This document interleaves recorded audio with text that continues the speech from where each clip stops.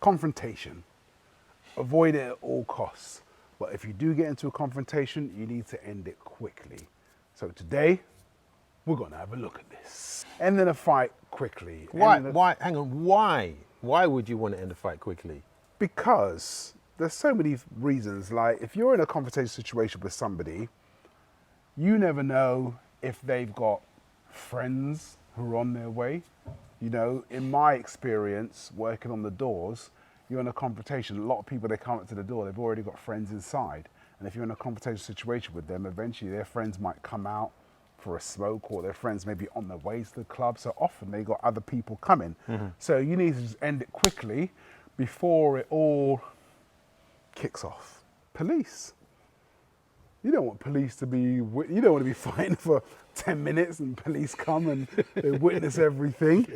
You know, look, maybe, but in some circumstances it can work to your advantage if they can't come to help you, especially if you're not the aggressor. If it's 3 against 1, yeah, then you want the police to come.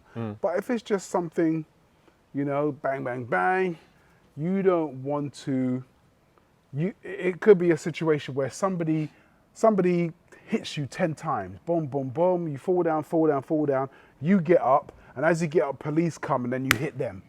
And then that's all they see. They didn't see you, the police didn't see the guy knock you down 10 times. They just saw you throw that last punch. Next minute, you're the one in cuffs. So you want to just end it quickly. Okay, show me. Show me how to end it quickly. Let's say I'm in a scenario where, okay, I'm thinking of a scenario where there's more than one person. And in that way, I want to end it quickly. I want to do something that's going to end it quickly, that's going to potentially get me out of a sticky situation and make his friend back off. So let's say we're in a situation, and let's say you're there's aggressor here, you're here, and let's say you grab me from behind or something like that. So you got my hands here, and I need to get out of this situation. Okay, now I want to do this quickly. I don't want to mess around with some guy in front of me trying to kick me, or I'm trying to kick him. So I want to get out of this quickly. So what I'm going to do here is I'm going to draw my hip, I'll do it this side, draw my hip back to this hand. In fact, I'm not going to do that. I'm going to reach for this wrist. I'm going to reach for that. And what I'm going to do, I'm going to slip out of this, because even if you grab tight, what I do is that I imagine I'm going to suck my thumb, and I lift my hand up this way. And as I turn here, I keep on turning, and I turn the wrist. I do a kotegeji. Let me show you over here. So what I'm going to do here is I'm going to grab this wrist, I slip this hand out, and I turn. And as I turn, I keep this wrist turning here.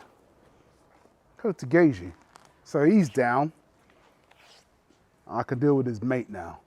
So there's only one person to deal with it. Got him down quickly, he's out of the way. And even in that circumstance, if this is one person, I can just turn around and run away. But the fact is that he's down, and I did it quickly. I didn't stand there trading punches with him or something like that. So I'll show you that one more time. Can you show us the kotegeji?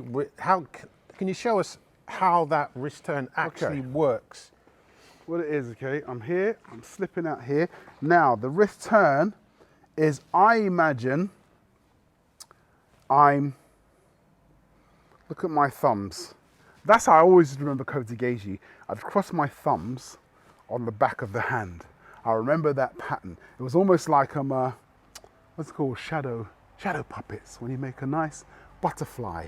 And that's what I would do, and I will hold it like that. Now what I'm doing here is I'm rotating the wrist. I'm bending this wrist as much as possible this way, and I'm rotating it, and I'm twisting it. It's almost like I'm saying, I want Jason's palm to spin all the way around and face me. And I'm twisting it. At the same time, I'm taking it down. It's really hard on the wrist. What I also did, we'd always stretch, and we stand there like this here. I'd put my hand, palm facing my face, my hand goes round the back like that, and I twist it, I bring it into my center, and I put it down. that gave me an indication of where I need to position the wrist in order to make it hurt, because I do this to myself and I feel pain. If I do it here and the wrist is straight, it's not as much pain. So if I bend that and then twist it, that's where I feel the pain. So I used to just practice that, and that got me an idea of where the most painful point is on how to twist the wrist and do a kotegaeji. And it's just, like I say, I remember that pattern there on the back of the hands, holding the hands, twisting, turning it down. It's quite a complex, it looks easy, but there's a lot going on there. But it's a very effective technique, very good at taking someone down. If you do it hard and fast enough, you can even break the wrist. But that's what I love about Aikido. I could either just take them down slowly, or I can do a quick turn on the wrist and break it. It really depends on the situation. If this guy had a knife in his hand, I would break it. If there's 5 of them, I would break it. If there's 1 of them, put him down gently. Don't forget now, we have our online masterclass where you will learn all the Aikidoflow techniques, the way we learnt them, the way we teach them. The links are below in the description. You've got the traditional way of Aikido, you've got the street way of Aikido. So you've got 2 packages there. So in conclusion, we shouldn't be fighting in the first place. Okay, you should always try to avoid a confrontational situation by walking away. But if it's unavoidable, then end it quickly. Ending it quickly decreases the chances of you getting hurt, of you hurting somebody else. And especially if there's more than one attacker, put one down hard and fast, and hopefully the rest of them won't want to know. So just end it. It's important that you understand the dangers of being in a situation which can be prolonged and go on and on and on, because eventually that's where it escalates, and that's when people really start to get hurt. So I hope this helps. You know, we've got so many more videos. You can learn so many more different techniques. So just stay tuned, subscribe, like, and all that stuff. Take care.